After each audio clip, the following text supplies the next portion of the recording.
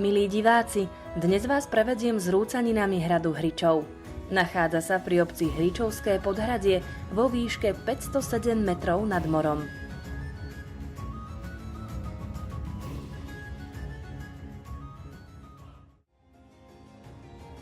Podľa všetkého ho postavili po tatárskom vpáde na ochranu Považskej cesty. Tento hrad, patriaci najprv magistrovi Tolušovi, v roku 1965 daroval kráľ Belo IV. Mikulášovi z rodu Bejchovcov.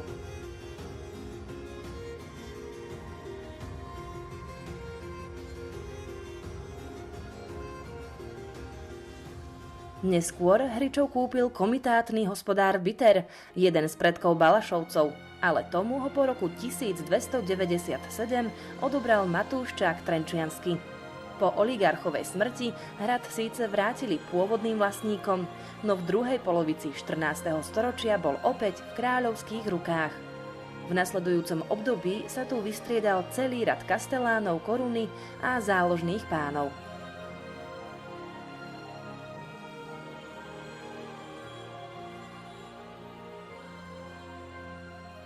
Po bitke pri Moháči, keď na uhorský trón zasadli odrazu dvaja králi, Hričov obsadil Ján Kacianer, vojenský veliteľ kráľa Ferdinanda I. Habsburského.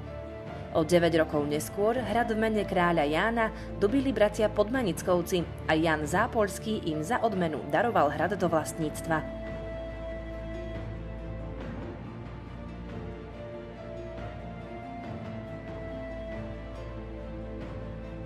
Proti tomu protestovali Imrefijovci, ktorí Hričovské panstvo vlastnili už od roku 1500, a to na základe donácie kráľa Vladislava II. Jagelovského, a súd im dal za pravdu.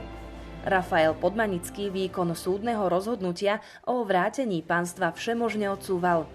Až v roku 1549 ho odsúdili pre pohŕdanie majestátom k strate majetku a hlavy.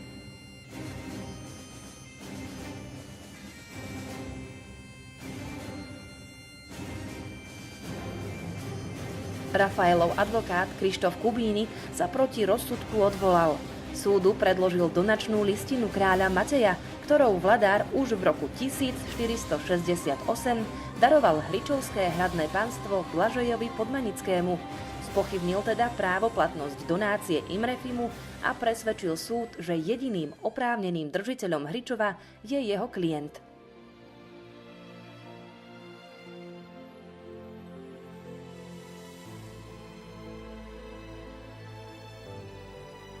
Spor sa nakoniec skončil dohodou, keď Imrefi za finančnú náhradu uznal Podmanického nárok a stiahol všetky žaloby. Rafael Podmanický zomrel v roku 1558 ako bezdetný a Hričov sa dostal do rúk kráľovskej komory.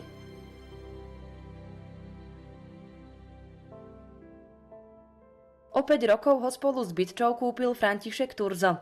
Jeho syn Juraj potom hričovské majetky pričlenil k bytčianskému pánstvu. Hrad utiahnutý na strmie vrchu totiž nevyhovoval na bývanie pánstva a nebolo možné ho prispôsobiť ani pokroku vojenskej techniky.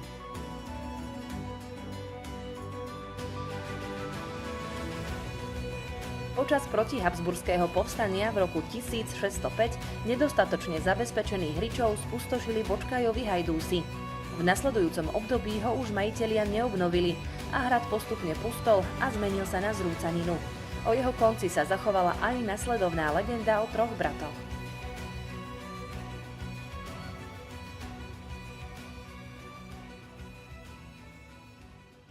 Jedného dňa začali hradného pána Hričova opúšťať sily. Zavolal si svojich synov a povedal im, aby sa vybrali do sveta nabrať skúsenosti a po ich návrate najmúdrejšieho ustanoví za svojho nástupcu.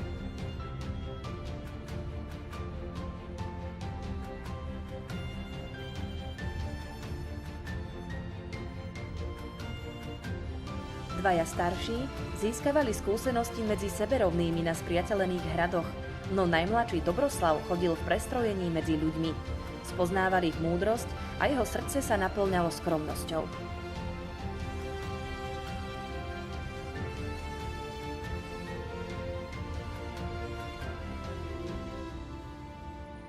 Po roku sa bratia vrátili domov.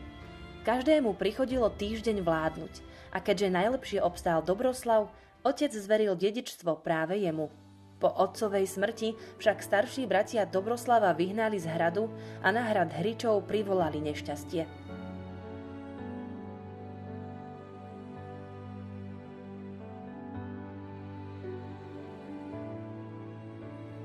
Zaútočili naň vojská z iných hradov. Obaja starší bratia padli v boji a keď zvesť o pohrome doletela k najmladšiemu bratovi, ani jeho dobrotivé srdce neunieslo žiaľ a puklo. Tak skončili aj slávne dejiny hradu Hričov.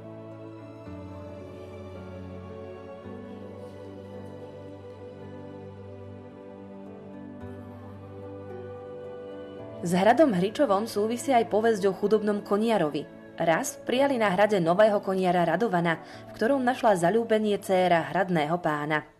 Keď sa o ich láske dozvedel otec, do slamy, kde mládenec spával, ukryl vzácny meč.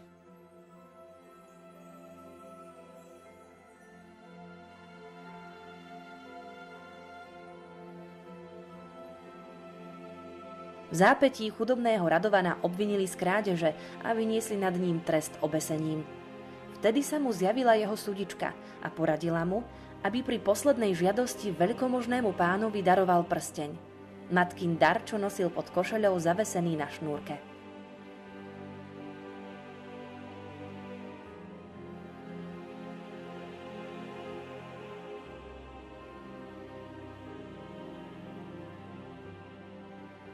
Hradný pán vtedy spoznal svoj rozlúčkový podarúnok chudobnej dievčine, ktorú mu kedysi rodičia zabránili vziať si za ženu. Radovana omilostil, no ten sa s jeho dcérou ešte v ten večer vytratil z hradu.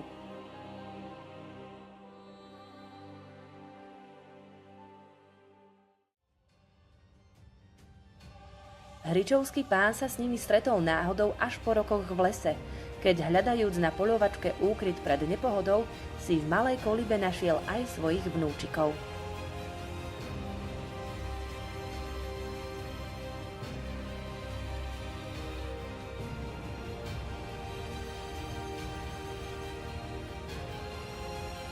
Hradné jadro tvorila asi severovýchodná, najvyššie položená zastavaná časť.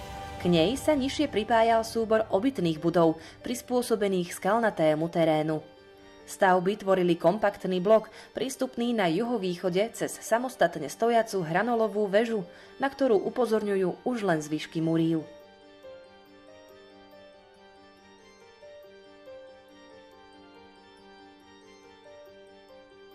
Kedysi opevnený úzky priestor pred väžou sprístupňovala brána vsadená medzi dve skaly.